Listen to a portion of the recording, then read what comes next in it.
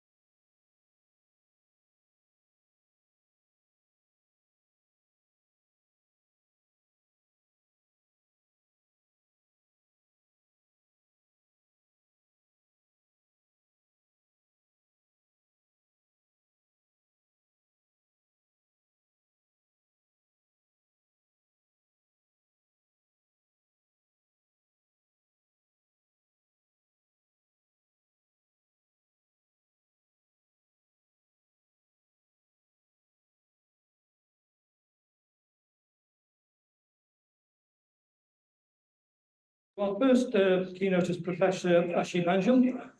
He is a professor of distributed systems at the University of Leicester. Previously, he was Director of Data Science Research Centre at the University of Derby.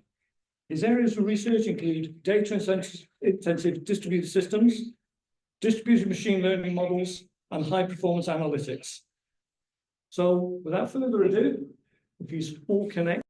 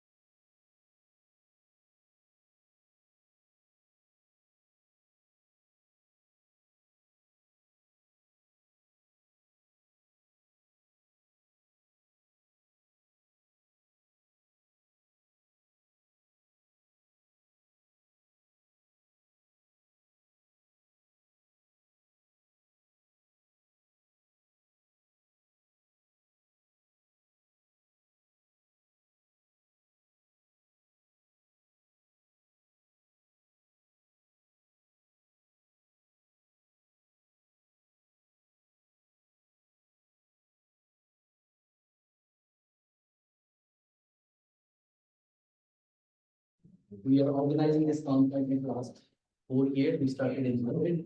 It was a bit of a challenge when we started because we all were afraid of travel. And now we are glad that what year has been gone. Now we can see each other from face to face. So Dr. Deepak has already paid vote of thanks to everybody. And particularly, I would like to say thank you to all the researchers from all over the world who put trust in our conference and submitted their work, their quality work. And those who are particularly here, who traveled from their homes, we really welcome you. And those who are listening online, we are also welcome you, and we'll be looking forward to seeing you in person next year. I would also like to thank you, session chairs, all the organizers, and particularly Dr. Deepak for taking most of the load of the conference and put me at ease from every perspective. So we will be eager to listen to your work, your wonderful thoughts over the next 2 days. And we welcome you for any potential collaborations. And so please meet each other, learn from each other, collaborate, and that is how the science community will grow. So welcome you. Thank you very much. Thank you very much for that, Ali. So I'm just going to check, have we got around our technical difficulties yet? Do do apologise for those of you online. In the room, you're at least sat comfortably. Yeah, just drop a message.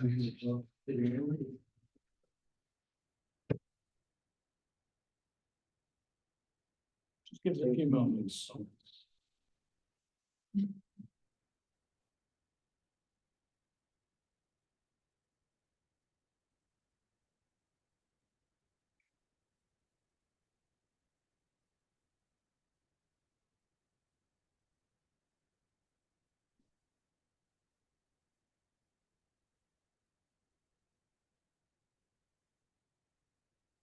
Probably worth just taking a few minutes break rather than just me stand around and all of you just wait. So if we'll give it 10 minutes or so, if you've not had a chance to grab a drink yet, by all means do so.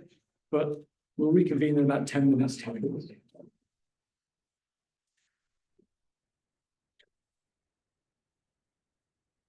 We have a bit of a change. Dr. Ashik is a bit stuck. He's requesting if the Dr. Rashid, our second keynote, can deliver.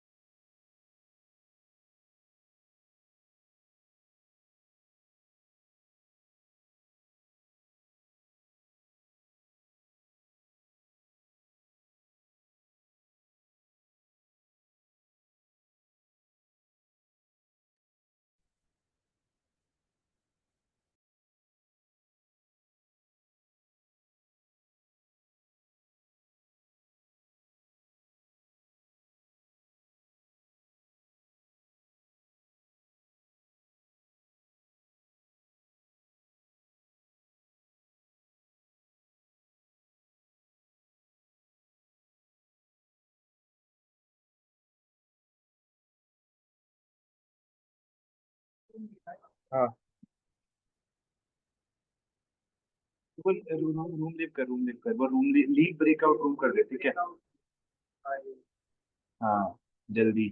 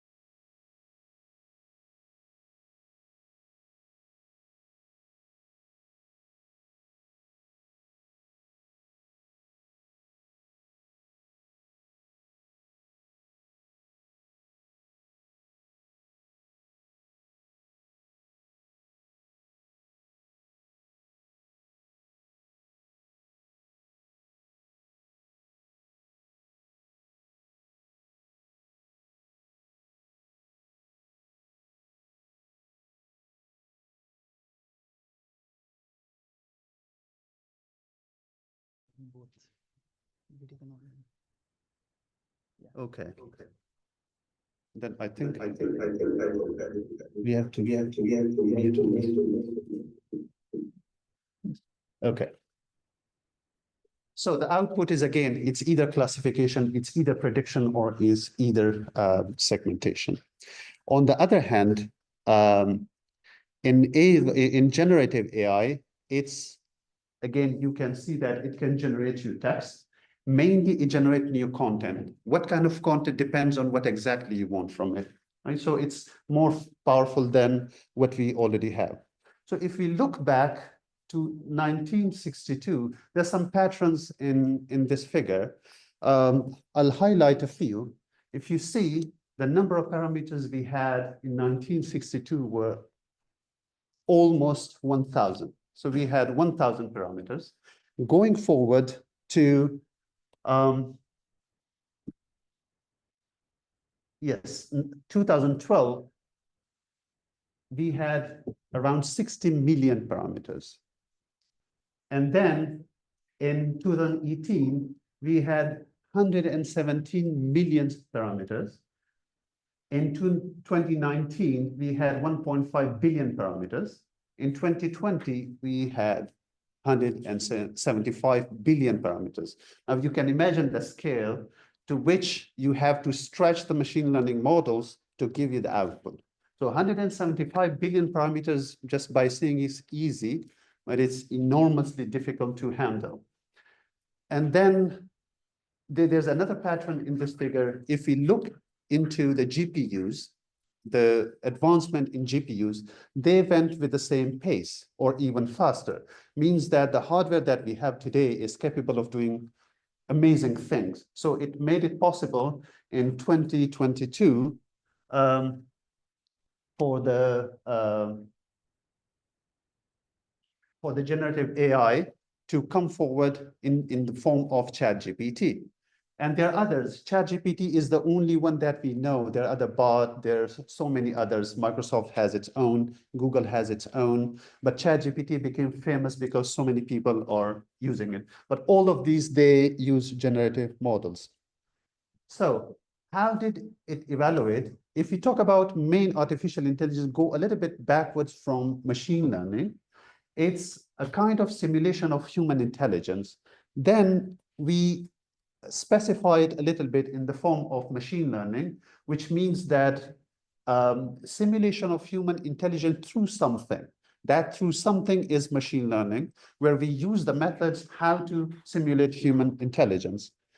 And then a little bit deeper, deep learning is something that goes a little bit deeper into this intelligence, because human thinking it's very complex. I mean, deep learning was a way to mimic that complexity in the human thinking. So then we came with the deep learning, and at the end, it's generative AI.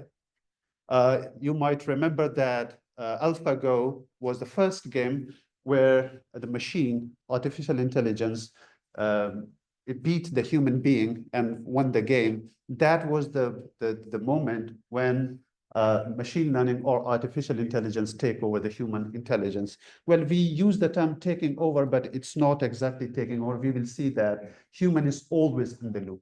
So these three, the top three, are usually used by data scientists to do their different tasks. And the last one is actually accessible to end users. So if we classified the generative AI, at the end of the day, it's used by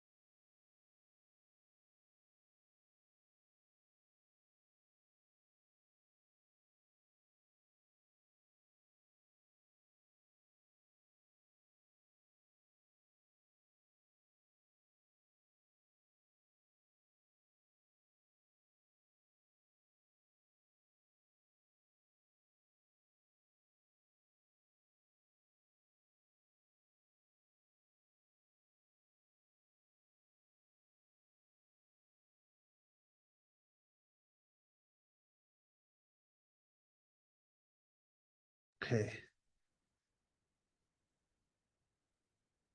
So what are the applications and breakthroughs for generative AI? The first one is, you might know, generative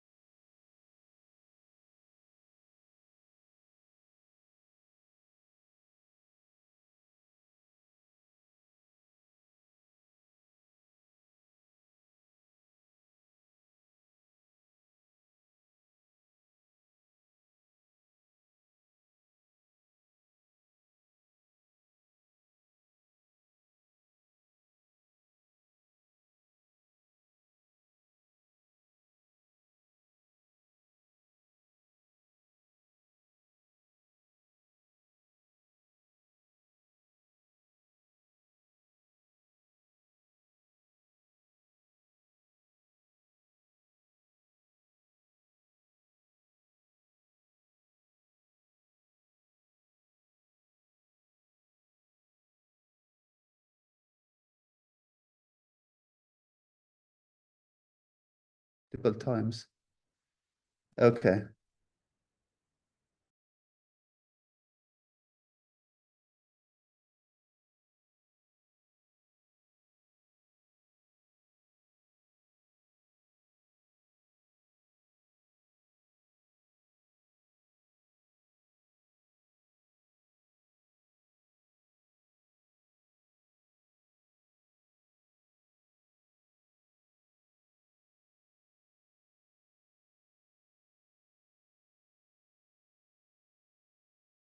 Mute. I'm unmuted already.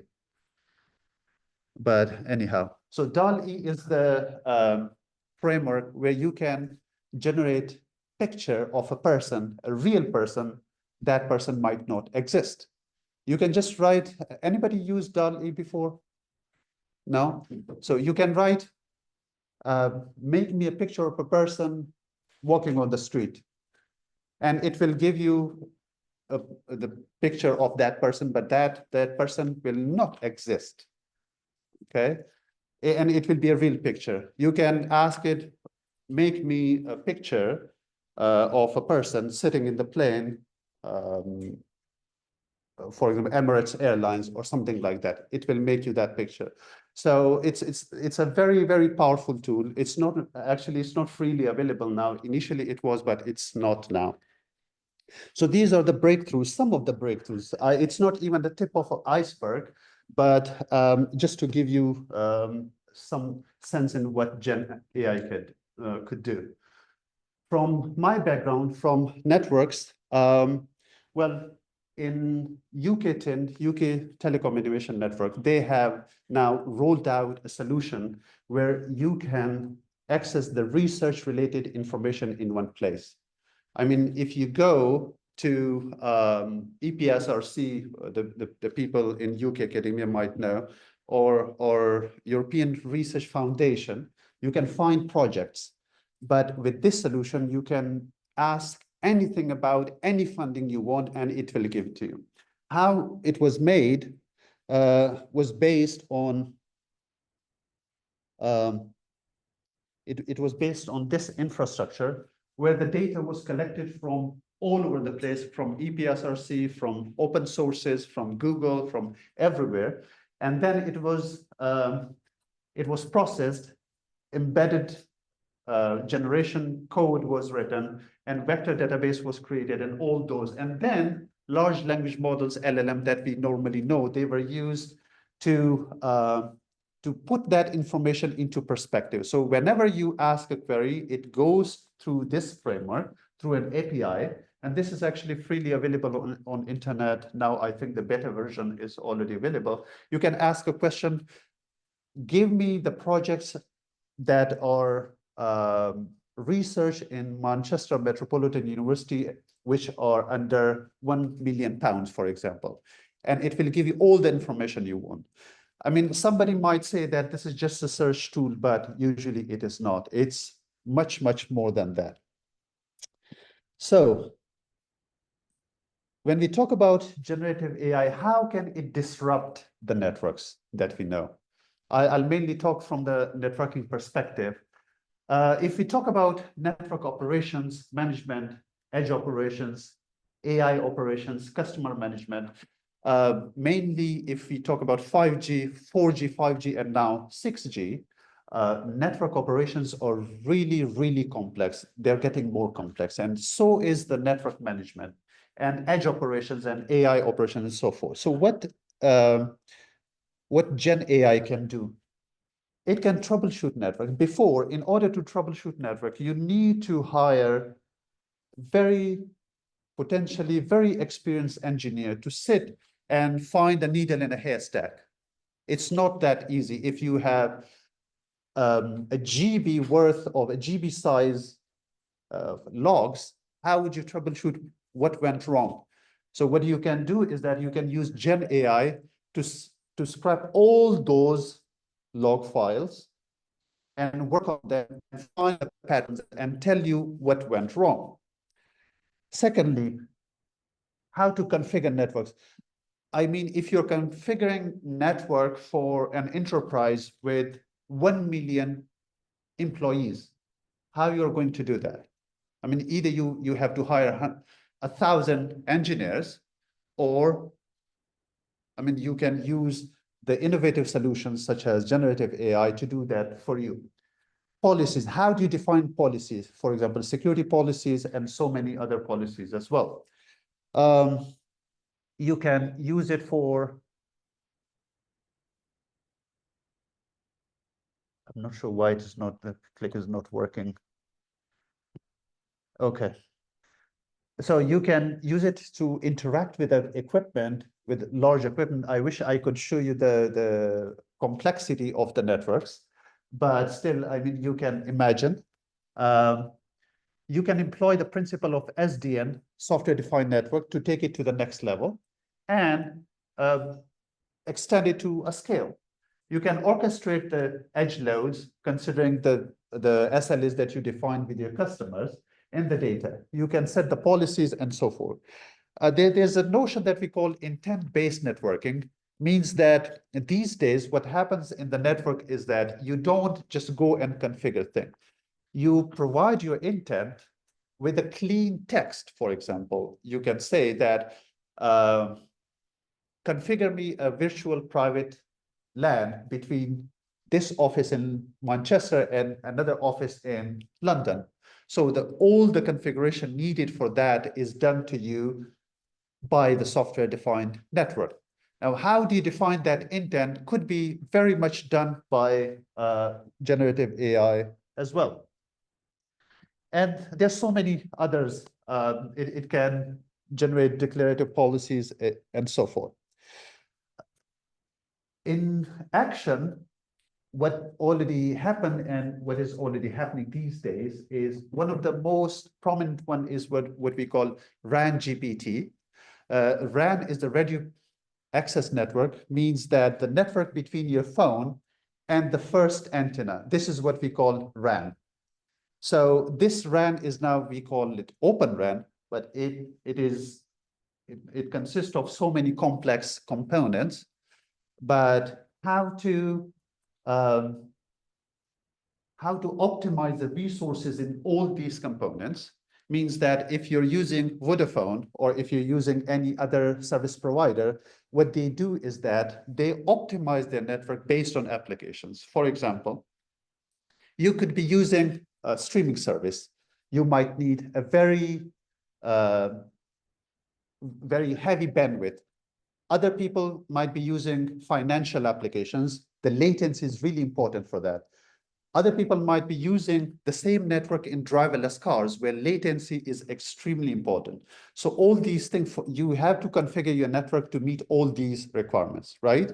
So IRA technology, what they did is that they used generative AI to do all these tasks.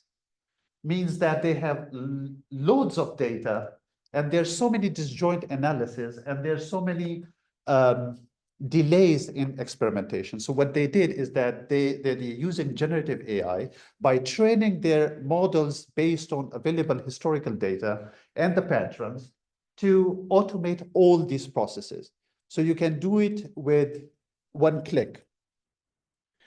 So just a quick run through who is doing what. For example, BT here, they're working on revolutionize their code development. They use Gen AI to produce code that could be for configuration and anything. AT&T, T-Mobile, Verizon, Orange, and Telefonica, all these are major players in the telecommunication market, and all of them are currently using, for one way or the other, generative AI for different purposes. Now, there's a catch, because when we talk about security, so we will come to security now. Is it good to use AI for security, or do you need AI to be secure as well? And here's what we call the catch-22, means that one is dependent on other. So you cannot do one without doing other. If we talk about the AI pipeline, if some of you working on AI, you would know that mainly abstractly, it is about data collection. It is about training, development of model and training. And at the end, it's the inference or the live status of your model, right? So what could go wrong in these processes? If you talk about data collection, that is the most vulnerable part where attacks could happen. You could poison the data. You could find some interesting data that could be centralized or distributed if you're using federated learning. In the case of model development and training, if AI is happening, there could be vulnerabilities in your model. There could be perturbations where you could insert poisonous data to the model to see what it does. And at the end, in the inference stage, you could manipulate your input to affect your output. So all these could be the targets from attacker's point of view. What we can do for the security of AI is that you need to make sure that your storage is secure. And both data in the transit and the storage, they are secure. In the model development phase, it's not only training the model with the available data, but you also need to make sure that you verify the model that it's working in the way that you want it to work. Otherwise, the output will be wrong. At the last stage, in the inference stage, you could do fairness, you could do data thinning, you could do data sanitization, and loads of other things. It's not that what you could do, you have to do these things. Otherwise, the output or the outcomes from AI that you want might not be what you expect. Okay, so there's some other guidelines that I will not go through in detail that you should be considering, we should be considering for the security of AI. These are the things that I already mentioned, but in a bit of more detail. Now, how much time do I have? Sorry. Okay, so generative AI, it's both good or bad, what we call a double-edged sword. How? If we consider this as a friend, then it could be used as a defense perspective. So here we will look at what generative AI could do for you. First of all, the threat landscape in computer networks or in general cyber physical system is vast. It's huge. The volume of data is something that you cannot process with the traditional computing power that you already have.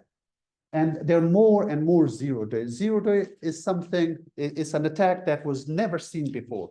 And we have millions of these 0 days every day. So these, I don't have statistics here, but there are millions of these 0 days. And then there's adversarial AI. It means that AI could be used for good and both for bad. One example is from my own experience that I'll show you later. And the second one is, what you could do is that with the generative AI, you could outsmart the attacker. Means that you could define the security policies that take into account the existing attacks and potential attacks. And you can train on vast amount of available data that could be both historical and synthetic, and you can proactively identify and mitigate security risks before they happen. Of course, that's easy said than done, but that is the power of generative AI it could do for you. So the applications then, the use cases that we could have is threat intelligence. Threat intelligence is something that you scrap information from every available place.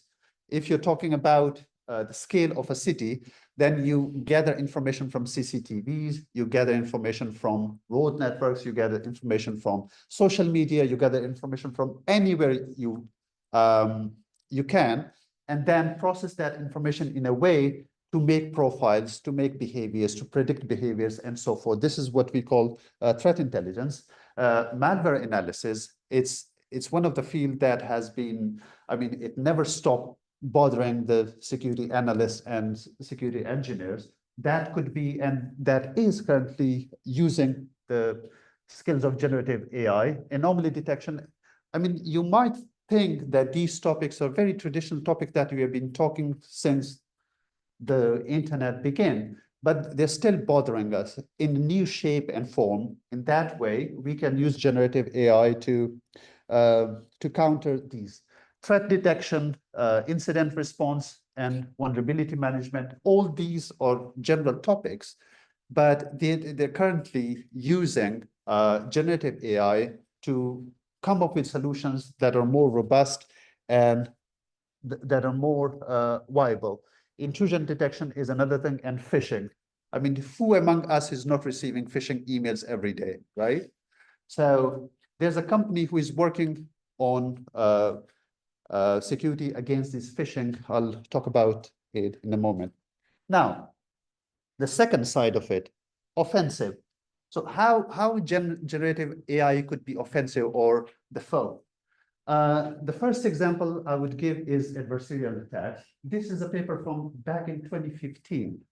So this is called 1 pixel perturbation, means that if you have an image on the left-hand side, the image of the panda, which was with, I think, panda with 57% of confidence that this was panda, right?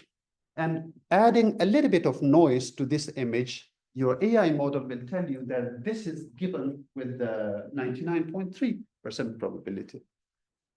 This is, I mean, shocking. This noise is actually too much, but there's 1 pixel perturbation as well. If you change 1 pixel in an image, your entire classification code could go wrong. So adversarial attacks is one thing that could be done by generative AI.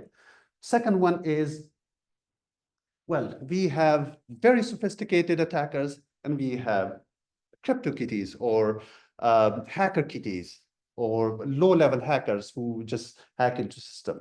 But what generative AI is doing to lower the bar for these low sophisticated attackers as well. I mean, generative AI tools can give you the possibility of just asking it to provide you with the attack, sophisticated attack on a system, and it can do that for you. So it lowers the bar for attackers. You can ask it to write a malware for you as an attacker, and then insert that malware into a system. You can even ask it, write me a malware that is not detectable by the existing techniques. And it can do that for you, provided that you have a system that is trained on the data that's already available to it. And then spear phishing. Well, the phishing emails that that we receive, usually they're very ill-managed, they're very bad written, right? What you could do is that you can make very sophisticated phishing emails or phishing other means of phishing to re-engineer it in a way that is more convincing, okay? And at the end, misinformation or hallucination. Well, the prompt injection is when you write by the way, when you ask ChatGPT, you ask a question, right? Have you asked a question in a way that it responds to you and you give misinformation to it? You can write to ChatGPT that the information it provided to you is not correct, and it's not correct, and it's not correct. It is even learning from you that behavior. So this is what we call prompt injection. That's another thing. If you don't validate your questions, that will result in the misclassification. And then, of course, deep fake. There's some companies who are already working on it. For example, Purple AI.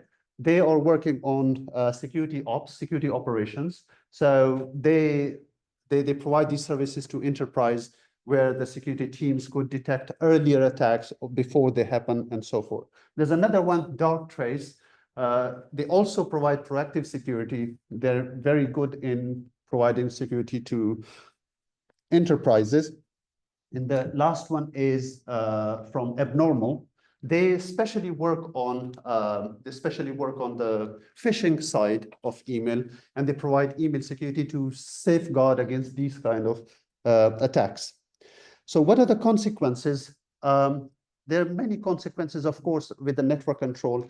If I'm a network service provider, for example, Vodafone or BT, would I, as a CEO of my company, a billion pound company, would be able to decide to give the control in the hands of an AI? It's a very difficult decision. And of course, data quality is another thing that we have to focus on, and the network security, as I said. It can provide you the security for your network, but it could go very much against it as well. So this is the example from our own work. What we did is that we used generative adversarial network to fool the federated learning model that was working on Internet of Things. So we try to break the privacy. We try to gather information from these devices in federated learning setup. where the attacker did not know a hint about this information, and we were successful in achieving that information through using generative adversarial network. So this is already published paper. And at the end, I think currently we have this human in the loop when we talk about control, but in future cyber apps, cyber operations, I think it will be more relied on generative AI, but it's still a speculated future. We are not sure whether that would happen or not.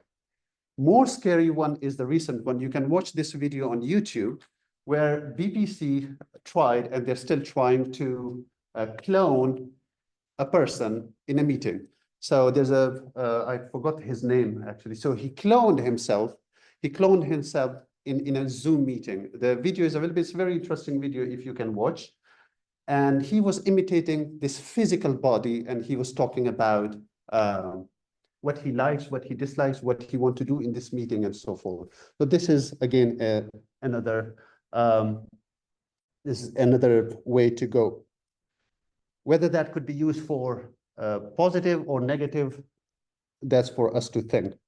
Now, way forward, how can we counter all these, what I told you about, is there's a perfect duo of digital twin and generative AI, where these two are different technologies, but they provide us with different capabilities. I mean, they have different value propositions. Digital twin is a concept where you provide a digital replica of physical asset. That could be an object, that could be a process, that could be an environment, that could be behavior, and you can do what-if scenarios with that. And what generative AI could do is that it can structure the inputs and synthesize output in a way that it could make the experience more richer. And it could use even against the security threats that we have. Some examples from our experience. So we worked on cyber physical system and digital twin. This is a very complicated figure, but I can just summarize it to you. We use explainable digital twin security solution for cyber physical system, where we have these red teams, blue teams. Remember, I talked about using AI for attacking AI itself. So we use red teams, blue teams against each other to make them more intelligent. So what generative AI could do is that they could, what generative AI could do is to make these teams more intelligent and come up with the security issues that were not known before, and make sure that they hunt the threats and attacks before they happen. So we built a gamification platform for that. There's a second application, Inception, that we worked on. It's digital twin-based deceptive platform. Means that when attacker is attacking a network, you deceive it in a way that you provide that attacker with what they want. Means if you are in the mind of an attacker, if you know that the attacker wants to attack this component of the network, what you can do is that provide that component, a fake component, to the attacker to attack it, so that you can be more richer in your information gathering. So generative AI could really be potentially rich in this aspect. I mean, it can drive the deception. It can provide the deceptive scenarios for your attacks and so forth. So here you can see that we can orchestrate the deception in a way that it's more convincing to the attacker. It means you don't want the attacker to know. If you have heard about honeypot, honeypot is something that you create, for example, a table with the name of password, and then see who is accessing that password table, and then you can know that they want to attack your network. So generative AI could do many things in that aspect as well. So finally, there's some takeaways. Generative AI is really a double-edged sword. It has both positive and negatives. There are enormous opportunity for future networks and for other systems as well. Securing networks or securing AI or securing any system itself is not sufficient unless and until you secure the entire life cycle. So In case of networks, this is AI and networks. And in case of physical system, it's the physical digital continuum that you need to secure. If you secure one, if you secure AI and your network is not secure, it will not solve the problem, and vice versa. Finally, generative AI with digital twin technologies has a huge potential. And of course, when we talk about generative AI, we are talking about sustainability, and it very much goes against the principle of sustainability. So there should be research on the elephant in the room, that is energy consumption as well, which we are not considering, but it is worth considering. Thank you so much.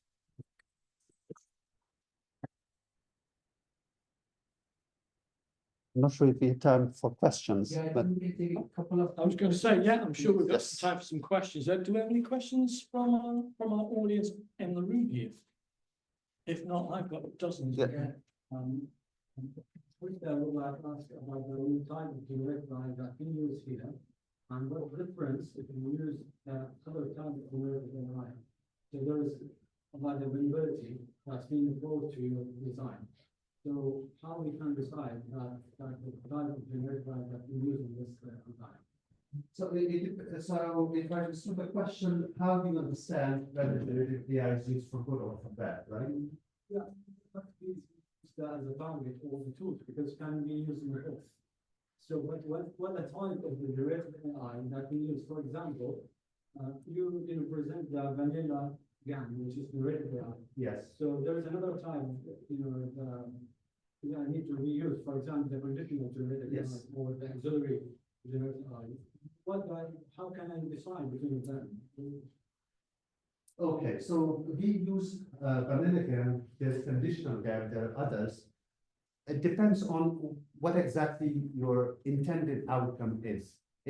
So in this case, probably you would understand, we used it to generate data, right? We produce a fake distribution of data and then checked it with GAN, and it was not correct. And we tried to enhance it in a way that the distribution match the other clients, right? I mean, in some cases, conditional GAN might work better than the vanilla GAN. In some cases, there's another very difficult name of the GAN. You can use that one. Depends on what exactly your intended outcome is, right? That is for GAN. But for the general generative AI, again, if you think about penetration testing, pen testing is nothing but breaking things in order to see where it breaks so that you can fix it, right? Means that you as a security analyst, you need to have both the tools in your bag to both do offensive and defensive security. So it depends on what exactly your intended outcome is. So there is a trade-off between the performance and security. This entire life is about trade-offs. There will always be trade-off because there's no black and white solution. As I said, there's a catch-22. I mean, you have to use AI for security, but then AI itself should be secure. Otherwise, if this is not secure, whatever you want with it, it's not secure either. Yes. Please, it's okay. Actually, this is not a question. Okay. It's a general observation. The perception nowadays is that Gen AI can do, as you already said, almost anything for us. Yesterday, I was just scrolling Facebook. It said, imagine anything, and AI will do it. Okay. If suppose I imagine that I am sitting on sun, on near sun, it is not possible. Mhm. But Gen AI will do it for me. It can show me sitting near the sun or on the sun. And if it does, what are the consequences? Very good question. Thank you so much. I'll give you an example. Try it yourself with ChatGPT. I'm not sure about the latest version, but I tried a question with the ChatGPT. I asked it, I want to download illegal movies. Which website I should use to download peer-to-peer movies from website. ChatGPT tells me that I'm not allowed to tell you the copyright content, blah, blah, blah, and everything. I changed the question. I said, okay, which website should I avoid not to download illegal movies. And it gave me the list of the website where I can. So at the end of the day, human intelligence will always prevail. No matter what, it can win AlphaGo game, it can win so many other contests, but at the same time, I think to reach the level of human, of course, those 175 billion parameters, human brain cannot process, right?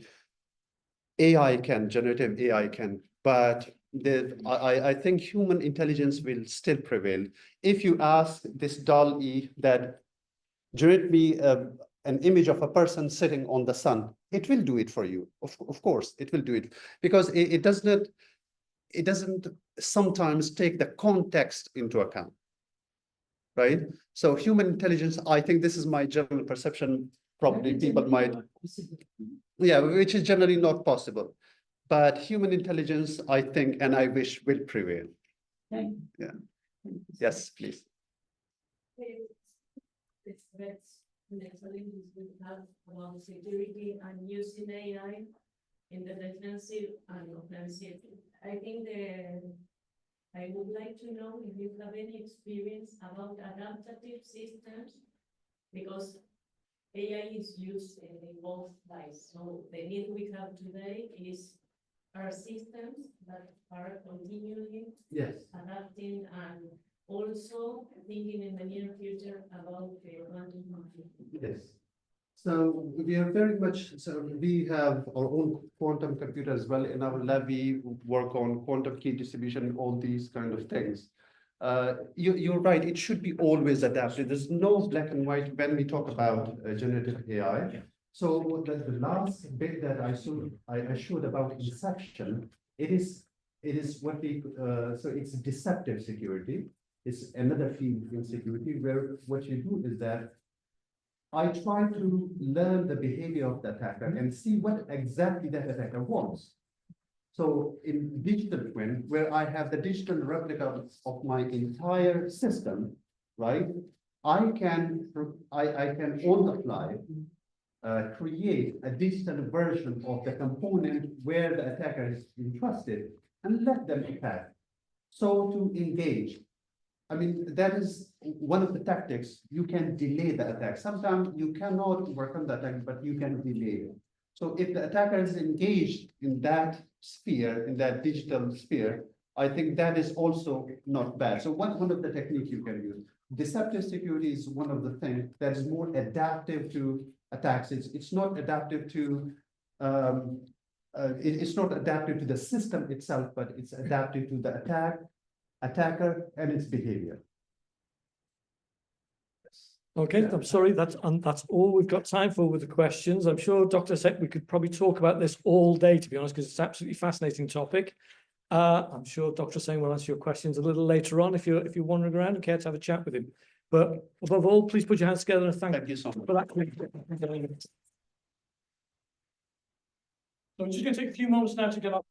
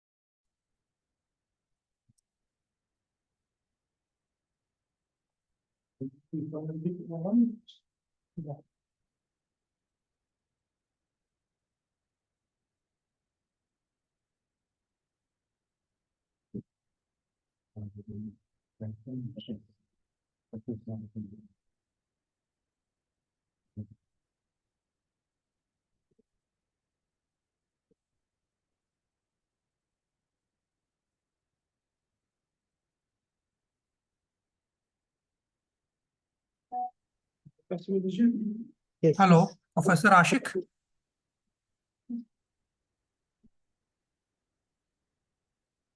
Hello, yeah, Dr. Ashik.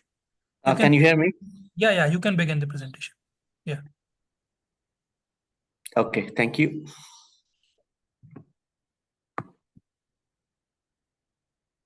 Hello, good morning, Professor. Hopefully you can hear us nice and clear.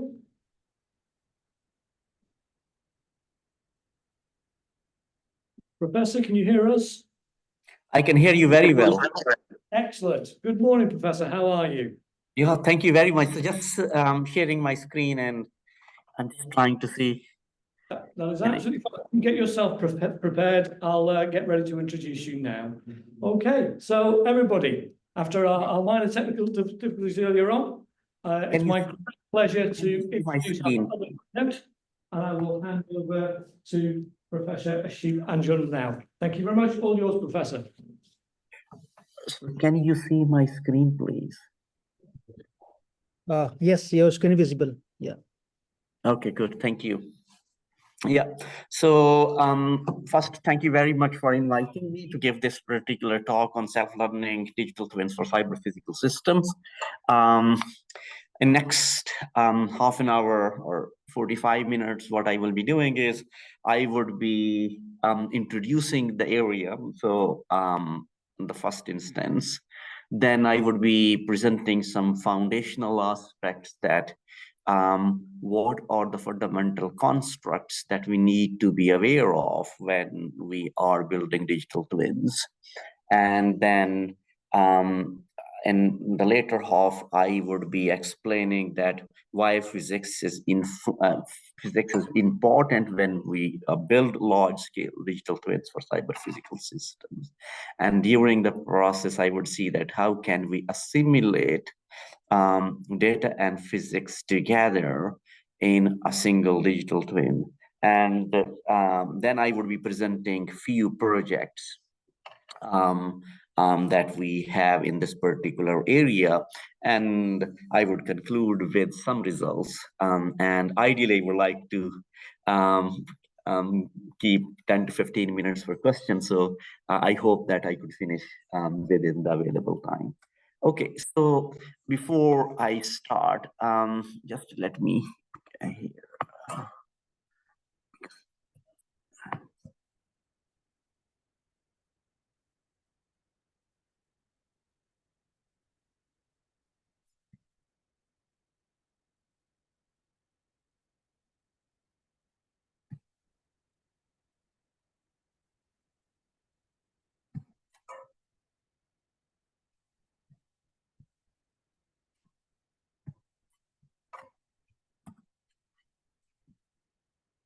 So somehow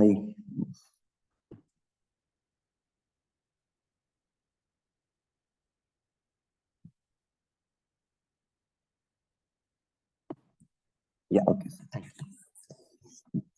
So here I would like to start with a very basic definition of a digital twin. So a digital twin is essentially virtual representation of a system, and system here is a cyber physical system.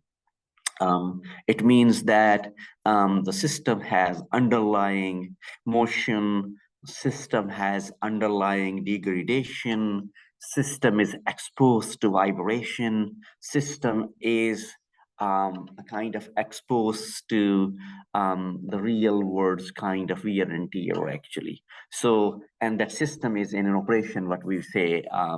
So when that system is undergoing those operational changes, then what are the important construct that we need to capture so that the digital twin that we build is to some extent an actual or realistic representation of the physical phenomena. Having said that,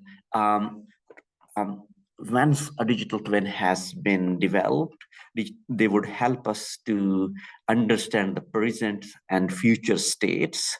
And they are not only helping us to understand that how physical systems or cyber physical systems are performing, but they would also tell us that given the what if scenarios or given certain conditions, how they would be performing in future. Now, this is very important. So digital twins should behave as real machines, and that is to some extent makes it a little more challenging because physical machines are not only data producing machines. Rather, behind the data, there is physics. Behind the data, there are cyber and physical aspects that we need to be aware of. There are physics laws and there are mathematical guarantees that are to some extent imposing certain conditions that digital twins need to adhere to or comply as the physical machines are in the real world are obeying or complying with those kind of scenarios. So here there are four kind of important things, and within that, for example, a normal question comes that what's the difference between digital twin and a normal AI system? That's one side. And another question that people normally ask is that what's the difference between a digital twin and a simulation? Okay, so here, when we have a full life or a full life cycle digital twin, so here we normally have all three aspects within a single system. So for example, in simulation, we design the system. And then in prototyping, we build the system. And when that operational details are kind of implemented and they put into operation, we are then capturing the key parameter and we say that these are mostly as it is used. So in most of the scenarios, simulation is being used at the design phase, whereas mostly when we are kind of in operation, when we are trying to collect the data, then this is where basically AI is used actually. So what digital twins can bring us is that digital twin can connect the design phase, the implementation of that design and the operation of that design into a single digital twin or single cyber physical system. And it's all about the product development life cycle that is to some extent captured behind the digital twins. So either it's a planning or it's a development or productions or operations or like post kind of operation kind of issues, for example, predictive maintenance or another for example, warranties or customer relationship and all those kind of things. So if we have a digital twin, we could see that, for example, if there was a design parameter, how that design parameter, when that's put into operations, how are we dealing with the compliance, for example, the warranty, for example, the legal challenges. So we could, downstreams to upstreams, we could have basically all those design as well as operational constraints embedded in a digital twin. Now, a lot of definitions and a lot of stages within the digital twin have been kind of proposed. So probably most of you know, especially if you are coming from the modeling side, and a lot of people, especially in smart buildings and similar kind of communities, they have been creating digital models, for example, BIM, building information models. And some, if you are into semantic, where people have been using ontologies, other people have been using semantic web approaches, some people have been using graphs, for example. So the mapping between a physical object to a digital object has been in existence for many, many decades. But the challenge is it's just a static mapping. This is not a dynamic mapping to some extent. So on the other hand, in the digital shadows, people said that, but the digital shadows are to some extent one way of doing things. You could to some extent have that automated data flows when the physical object is changes. So you could have that mapped into digital systems. For example, BIM is to some extent having some of that functionality. Virtual reality or augmented reality to some extent is having that functionality. But in digital twin, we go beyond that and we say that we can basically have two-way implementation. First, once a physical object is changing, how can we map that onto a digital object? And then if we learn something from a digital object, then how can we embed the learning or the insights into a physical object itself? So it's essentially a two-way process. So digital twins are not only kind of offering automated data flows, but at the same time, we are also using those data flows to inform or improve the physical design itself or the physical operation itself. In certain cases, we may not be able to change the design because that's too risky, but we could optimize the operation of the underlying physical system that this digital twin is mapping. So for example, here, if we look into this particular, system, so you could see that here we have this this particular physical system, or we say it's a cyber physical system, but here we have thousands of components, and there is a strong coupling between those components. So if a change happens in one component, then that would to some extent propagate to rest of the system to some extent in real time. And when we say change is happening, some aspects of change is directly physics related. So for example, what's the wind pressure? What's the temperature? What's the speed, for example? What's the wear and tear? So all those changes that are happening in individual components is being to some extent propagated. Number one thing, but then so each component has its own physics, and that physics is to some extent reliant on the robustness of the other components in the system. So in a way, when we talk about a digital twin of this particular object, this is a distributed systems of thousands of components, or in other words, distributed systems of physics informed models, because each system has its own physics, and then each physics has its own model. So in a way, when we say it's a digital twin, then digital twin becomes a distributed systems of physics informed components, actually, and there are thousands of those. So now how can we make sure that when a change happens, we are intelligently and almost in real time capture the physics in number one, then how we model that physics, and then once we have a fairly kind of a reliable way of capturing and modeling the physics, then how can we influence the outcome of that particular physics onto the next components? And then we could see to some extent it's a dynamical system. It's not a static system, because this system is in operation throughout its lifetime, and just assuming that it will remain constant in almost all its parameters, probably that would be a flawed logic. So what we could do is, so we could capture individual physics, and then that physics is to some extent propagated and then mapped onto underlying kind of a simulated model. So that's to some extent a big challenge. So now this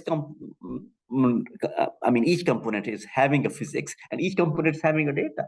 So how can we bring both data and physics into a single component, into a single digital twin, so that that digital twin is to some extent a kind of realistic and to some extent a real-time representation of the underlying physical system. So having said that, digital twins are not new. They have been in existing for the last 50 years. For example, you could see Apollo. They had a first digital twin, for example, to some extent in late 80s, when they sent the mission to the moon. So they were capturing the key parameters, but mostly they were doing only the modeling aspects, and they were trying to do with the robotics and a kind of remote programming aspects as well. Then we also saw that in early this century, for example, in physics experiment or in LHC and similar kind of experiments, people started talking about digital designs and virtual assembly and similar aspects. So here, we also saw that people said that, oh, by the way, 3D printing to some extent is a digital twin, because when you design something in a CAD or CAM model. So and that model to some extent could be printed, but the challenge is, can we bring those a kind of important constructs back to a digital twin? So that's not possible actually, because we could print something, but then there is no connection between the printed as well as the model itself actually. So we then saw a lot of changes happening. For example, in the last decades, people talking about connected IoTs, people talking about a kind of digital manufacturing. So all those things, and the combination with clouds and data services, people started coming to some extent real-time streaming, for example. People had the capability to some extent bring in a number of streams and to have a realistic kind of representation of the object. And this is to some extent where semantics and kind of or the network aspects of the models became very, very important. Some people started thinking that this is also a digital twin, but that was absolutely data dependent. There was no physics.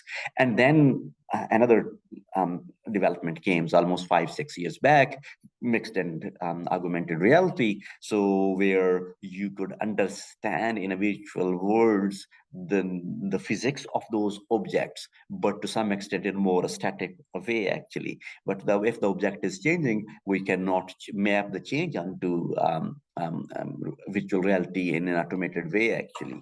So people also started producing surrogate models of those simulation as well. So here AI started playing in creating those surrogate models, and a lot of people started thinking that, by the way, this is to some extent a digital twin. So now where we are now actually, where we are trying to bring basically both the physics and data together. Physics informed AI is to some extent getting traction, and we could now see that AI models are to some extent incorporating the physics of underlying physical models. And this is to some extent setting the foundations of what we say is self-learning and physics-informed or dynamic digital twins. And this is to some extent the key focus of my talk that I would be spending next few minutes to explain that. So now, for example, here we have few applications. It could be medical insights, could be autonomous robots, could be aerospace, and self-driving car, or kind of satellite-based surveillance or manufacturing. Now here, if we see that we need to some extent a different type of AI to build those digital twins that are beyond what we are used to, and that AI needs to have theoretical guarantees and should be complying with physics laws, because otherwise we would be having digital twins that are not a realistic representation of the physical objects on one side. And the second thing is that we cannot kind of implement guarantees both at the design level and operation level that the physical community or the cyber physical communities expects us to basically achieve actually. So then how can we achieve or develop a system that is to some extent, and system mean here a digital twin, of those applications that has a reliability embedded, a reliability through mathematical guarantees on the one side, and then on the second side, then those mathematical guarantees are complying with the physics laws that are governing the behavior of those physical machines, as in the examples. Now, so most of the models we could be classifying into two sets of models. People have been using simulations. Simulations were reliable and trustworthy, and obviously simulations were based on physics models. And then people have been collecting IoTs and sensor data and using machine learning to process that. So, but they have a good performance and they have a good scalability. But in reality, if we have to have a self-learning digital twin, we need performance and scalability. as well as reliability and trust.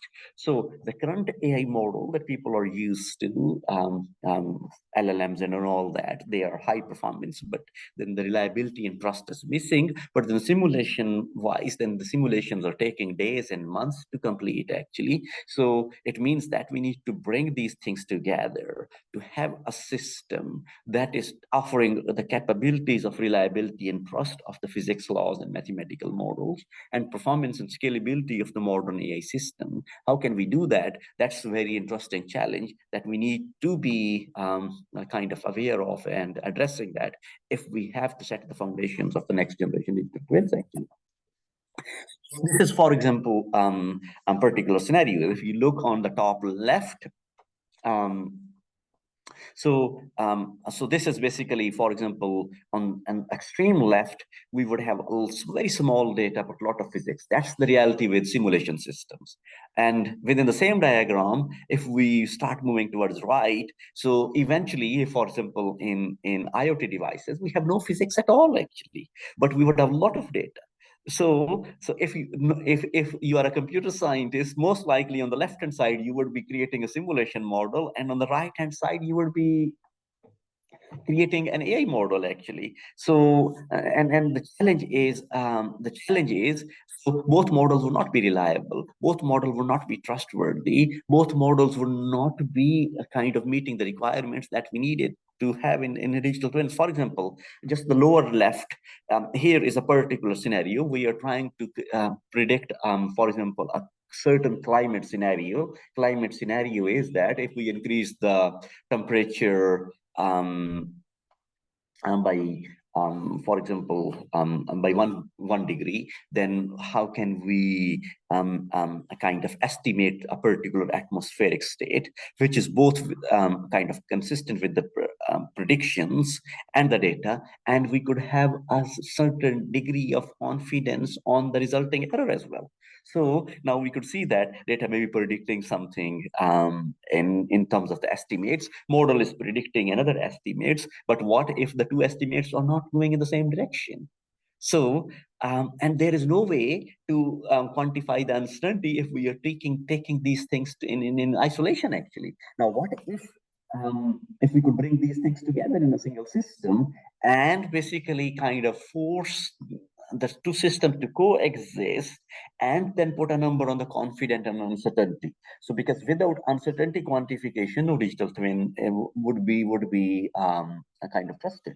So now if we have to have that uncertainty quantifications, we need to address three types of biases. That is the observational bias, that we need to deal with the issues within the data. We need to have inductive bias, that prior knowledge and prior physics laws and mathematical laws need to be governing the learning process within our digital twins.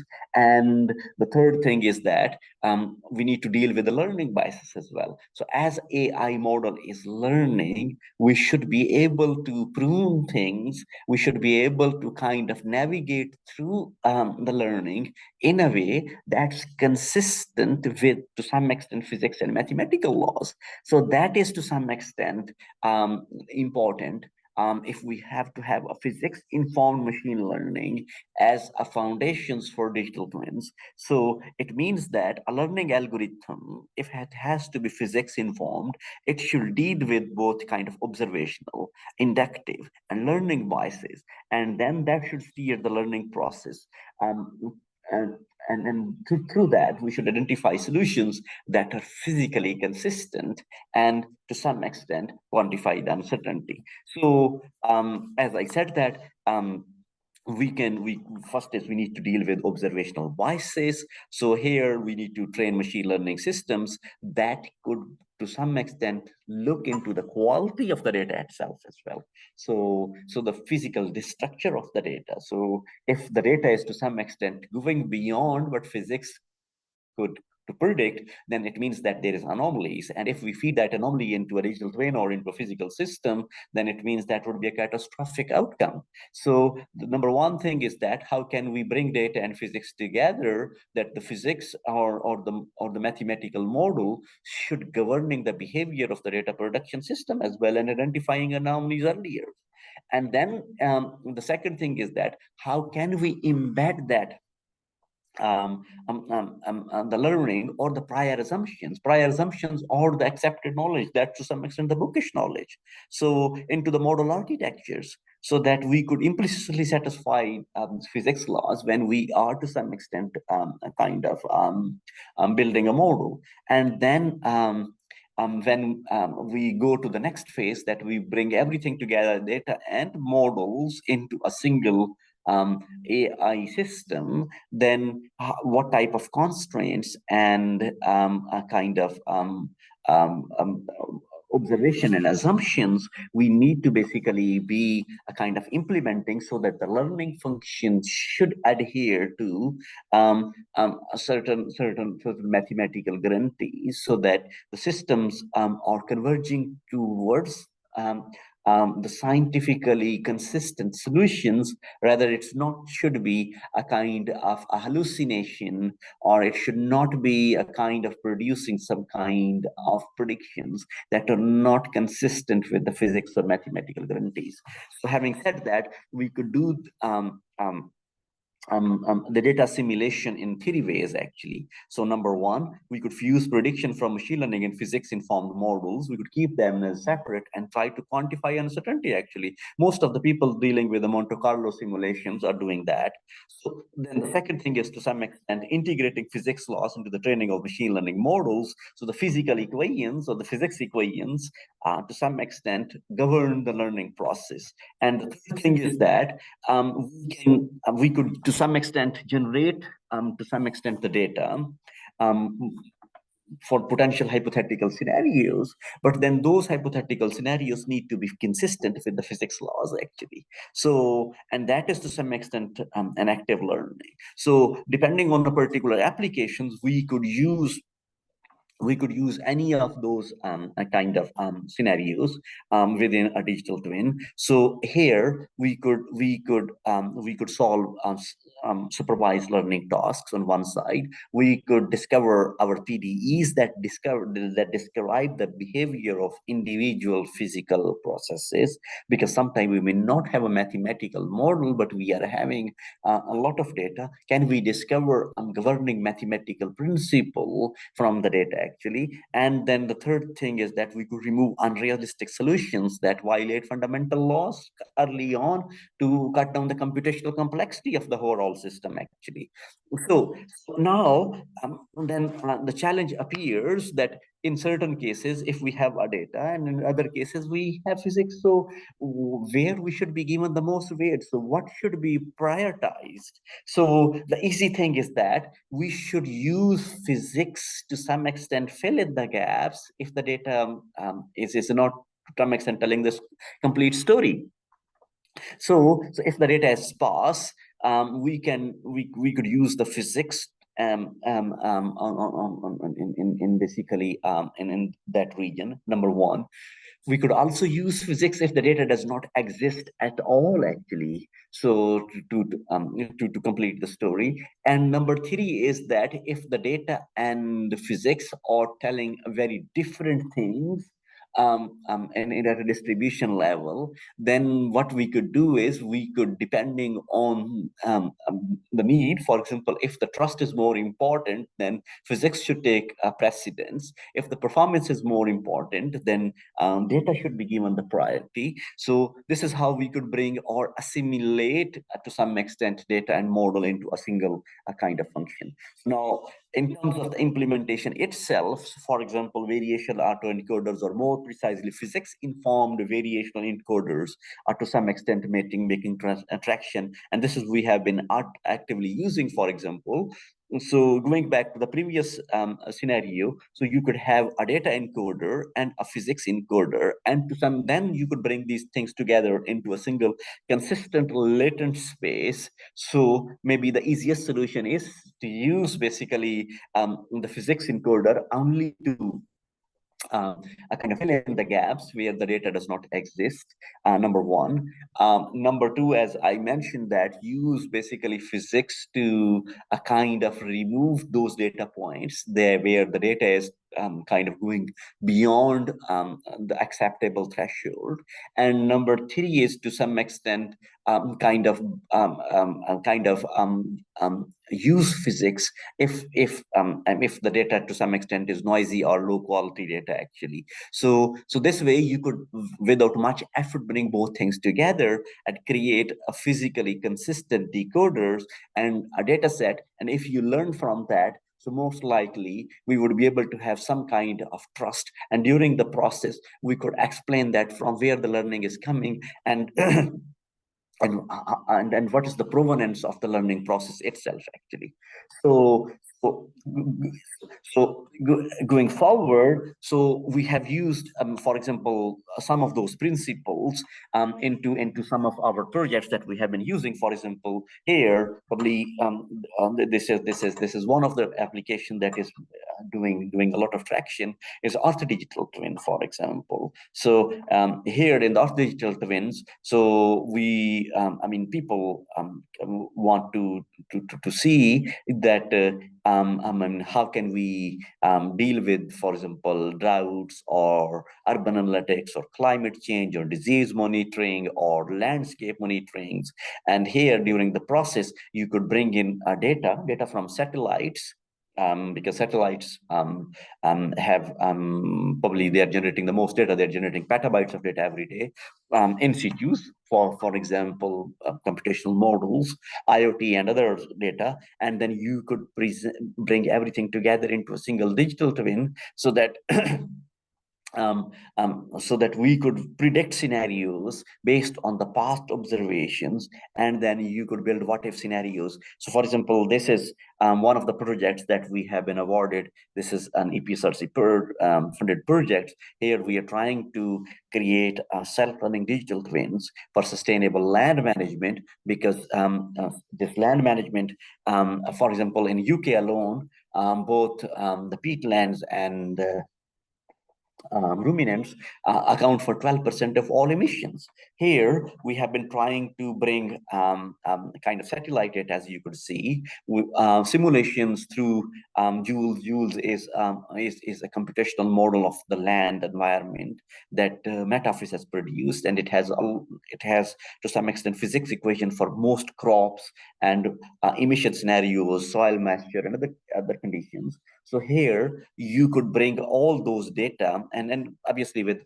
MetOffice data and the data that's coming from meteorological conditions, you could bring all those things together into a single digital twin within this particular project to see, for example, if we grow beetroot in a particular peatland and the temperature is this, and longitude and latitude is this particular of location is this, and the other conditions for the environmental conditions, for example, temperature, and then the pressure or atmospheric pressure is like that. So how much would be the emissions and how much would be the yield actually? So here we could precisely capture the net ecosystem exchange. Exchange is that how much carbon is being absorbed by those plants and how much carbon is being generated actually. So the difference of the carbon that we are absorbing and the carbon that we have been producing, and that's known as ecosystem exchange.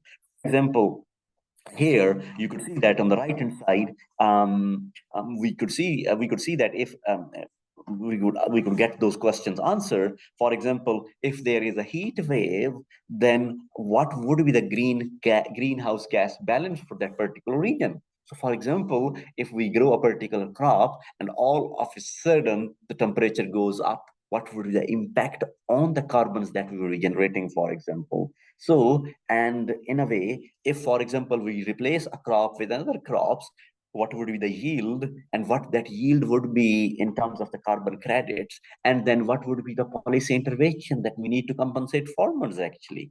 So, and we are bringing all those data sets as well as models into a single digital twin to answer a lot of those questions actually. So, for example, here, once we predict something, then we could actually observe that what we are predicting versus what we are observing. So comply with that or not. So this is something that I was explaining in the last slide actually. So they are mostly kind of non-linear observations. There are a lot of models that have been developed to measure that, but either the models to some extent were not scalable or not capturing the real physical process, or the data that was to some extent noisy. But by bringing these things together, for example, here, this is the paper that we submitted into ICLR recently. So if you could see this particular the first column in the graph, you could see that when we bring physics and data together, we could remain very close to the ground truth, and at the same time, and if the ground truth is to some extent diverging or a kind of changing in real time, our model to some extent captures almost all those scenarios. And you could see that we are doing it on a daily basis, we are doing it on a weekly basis, we are doing it forecasting on a monthly basis, and we are also forecasting on a quarterly basis as well. So in all those scenarios, we could predict that the data that we are getting and the observations that we are making, to some extent, we are 22% more accurate than the best of the best models. So either it's simulation models that have been there for the last 50 years, or similar more contemporary models actually. So so this is the latest thing, and here we incorporated the physics of the underlying process in the model, and then combination of the two basically gives us a very fantastic result. These are our initial findings to some extent. So now here, for example, and in the same project, you could see that we could go to a site and say that how much carbon this site is absorbing, how much this site is emitting carbon, and we could quantify or put a number to that as well, actually. For example, these are 3 sites. We could, although on the right-hand side, you could see there is a green crop, but that's a net source of carbon. So it means that this particular crop is generating more carbon than it's absorbing. On the other hand side, on the left-hand side, this is a net kind of sink. It means that this site is absorbing more carbon and releasing almost no carbon at all. And this is ideal scenario if we have to fight climate change, actually. So, now, going forward, so if we have to some extent kind of large farms, and there are a lot of interventions that are going, so we could to some extent bring both mathematical models and the data to some extent in a real time and update the model. So for example, if we say that if we do some kind of fertilizer interventions, or if we give more water, for example, or if the temperature is gone up due to this reason, to see that what is the optimum level of carbon emissions. And this is what we say is to some extent state models. How can we model states in almost real time? And then the most important challenge is that, so we should not only be modeling a state in real time, we should also be quantifying uncertainty within a certain degree of confidence. And that's to some extent a challenge. So speed itself could be achieved through surrogate models, but then there's a cost as well, because that would have a large uncertainty. And this is the reason most of the AI models would not be telling the uncertainty quantification in almost real time, actually, because that's very difficult to do it. And this is the reason kind of the people are having trust and compliance issues. Now, so, and for example, this is in this particular scenario. So if it's a more or less a kind of a time-dependent observations. For example, we are dealing with, to some extent, cancer genomics or cancer analytics. If we want to see that how the cancer or the tumor grows in a different points in time, for example, and if we do intervention versus if we don't do intervention, for example, impact of medication. So if the certain drug is induced, so how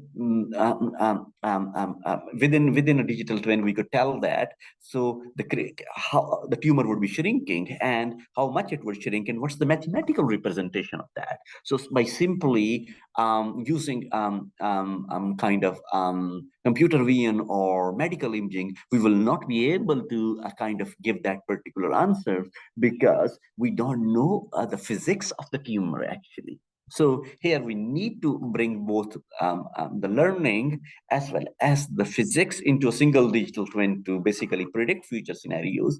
And then if we change either, for example, the medicine dose or other things, then we should be able to create realistic scenarios. And this is what we say is state evolution in a digital twin. So we have another EPSRC project that we know that we have been awarded, and we said Slater. So for example, within a Slater, we are trying to bring in almost all data that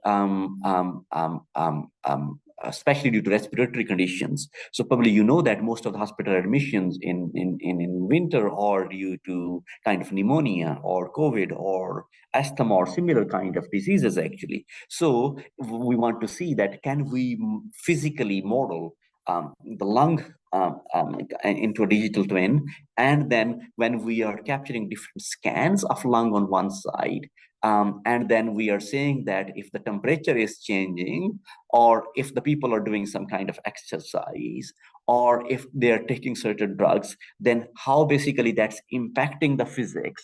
And then when we take scans or obviously other clinical data sets, then we are able to create different predictions that, and then we could then feed into hospital admission system that if a patient comes with this particular conditions, if the person has this clinical history, the person is having this kind of lung condition, and if the other demographics are like that, what's the likelihood that this person should be admitted, and what's the likelihood this person should be discharged. So it's to some extent it would become a clinical decision support system, and it would to some extent help in 80% of the cases, because 80% of the cases are yes and no. So instead of standing hours and hours in the queue, we could make that quick decisions. Obviously still that needs to be validated by clinicians, but this is the end goal of this particular digital twins that we are having with the respiratory community actually. So, so now another benefit of that, so when we bring those things together, so you could see on the left hand side, for example, if you have a fully connected neural network and it's large model, so you will need almost a kind of 100,000 plus parameters actually. So whereas if you have a physics informed neural networks behind the digital twins, you could only have few hundreds or few thousands actually parameters.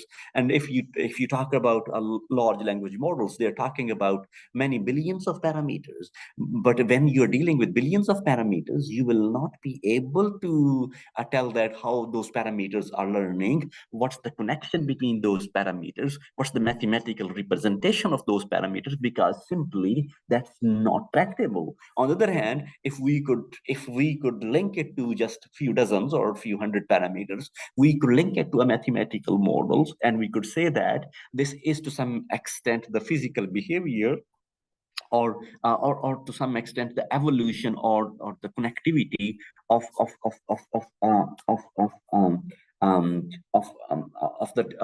the overall physical phenomena the digital twin is capturing actually. So here we are not only able to offer a very high performance solution, but we are able to kind of having a very consistent solution as well. For example, here this is another use case. We try to learn the behavior of automated kind of cars. So for example, in the racing cars especially, so we could see that how quickly we could detect jerks, for example. So how quickly we could tell that what would be the next turn, or right and right actually. So we could see that if the driving is smooth or it's to some extent abrupt, kind of right and left. So here we compare the simulation model versus the digital twins that we produce to see that how smooth we are. And then so you could see that, so we could have with a fewer number of parameters, we could have a less number of jerks,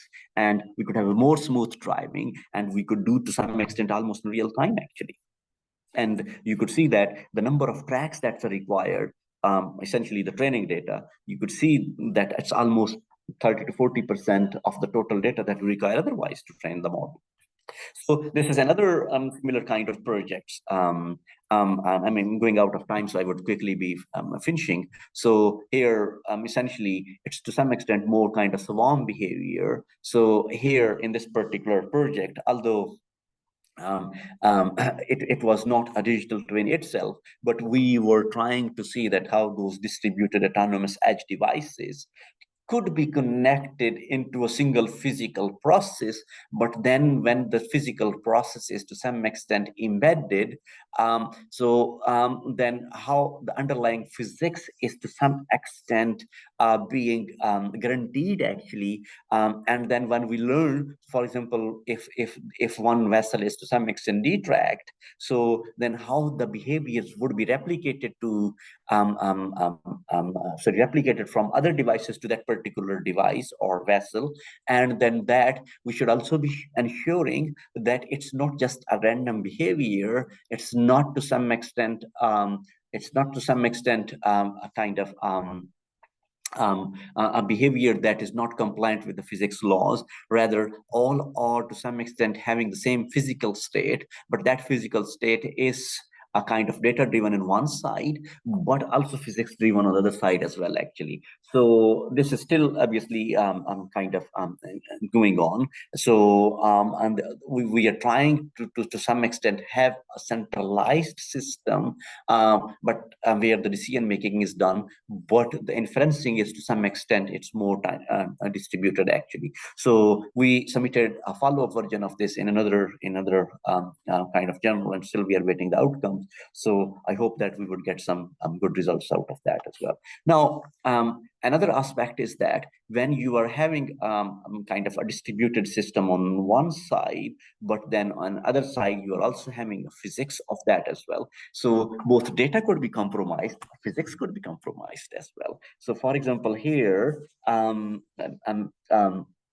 if the physics is in operation, people could to some extent do a kind of electromagnetic or a kind of radiation, attacks and can kind of intercept cryptographic keys, for example. Or there could be, this is just one example. So there could be many other aspects. So, but if we are bringing both data and physics together, we could get better results, because we would be able to guarantee the authenticity of the data. We would be able to guarantee the security to some extent of the data as well, because we know that this data is beyond a kind of a normal physics distribution, and we would be treating this data as to some extent an anomaly. So here we could also deal with the fairness of the weight as well, because in the data, if we are to some extent generating a data repeatedly, then the challenge is that then automatically that behavior, that instance, get more kind of examples, and as a result we would be creating more bias in the system, whereas physics will not let us do that. So this reason, so we would be able to deal with adversarial issues and have a kind of integrity in the system, that by having a physics alone or by having a data alone, we would not be able to deal with that. So that was to some extent my last slide. So going forward, so there are many interesting directions that are coming. So for example, we could bring both physics and data to some extent, has neuromorphic architectures, that give us to some extent near real-time updates on one side, but physical guarantees on others. So this is to some extent would be very interesting in going in that directions. So another side is because obviously learning physics in real time is very compute intensive. So on one side, so can we have quantum digital twins where basically compute intensive parts could be quantum enabled, or we could to some extent implement the quantum functionality at least partially to save time and efforts that are required to build hardware or design algorithms actually. And the third thing is essentially just like soft modems, can we use part of the digital twins to replace the hardware functionality or to some extent lead towards more leaner and smarter thinking machines? And obviously that's a very ambitious and very long-term goals, but by bringing these things together, we would be able to achieve something that the current cyber physical systems probably would not be able to achieve. So I will stop here, and you are please welcome to ask any questions.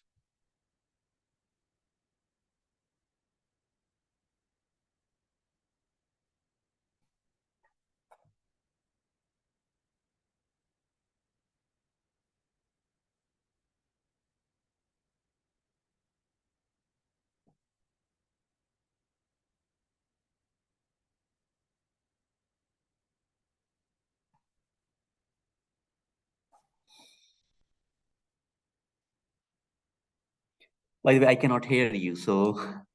Yes. Can you hear me now? Yeah, I can hear you now.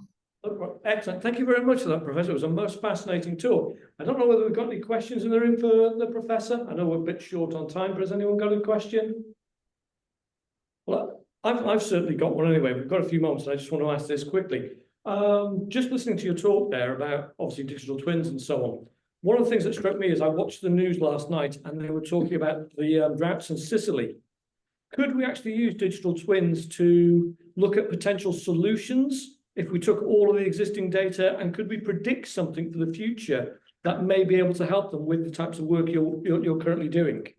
Yeah, so certainly this is one of the direction of the travel that we are having actually. So, for example, this is one of the active discussion we are having the policymakers in UK actually. So we have already submitted the next phase of the project, and this is the proof of concept we are working already actually. So it's not just based on the past, rather kind of what if scenarios. The reason I was saying this what if scenarios, what if that if we create a particular, for example, a scenario, what would be the impact of that on either on the physical system actually? So either it could be for example, if there is no water, or if there is flood, or there is too much water. So all those scenarios obviously could be embedded. So and the good thing is that we have already sufficiently explored physics in those areas. So, and if we have access to the physics, data is not a problem. We could easily deal with those issues. Yes, absolutely. That's brilliant. Okay, unfortunately, we haven't got time for any more questions, but thank you very much, Professor. Thank you for your talk. It was most fascinating. I thoroughly enjoyed it. So thank you very much. Thank you. Thank you very much indeed. Thank you very much. Thank you, Kip.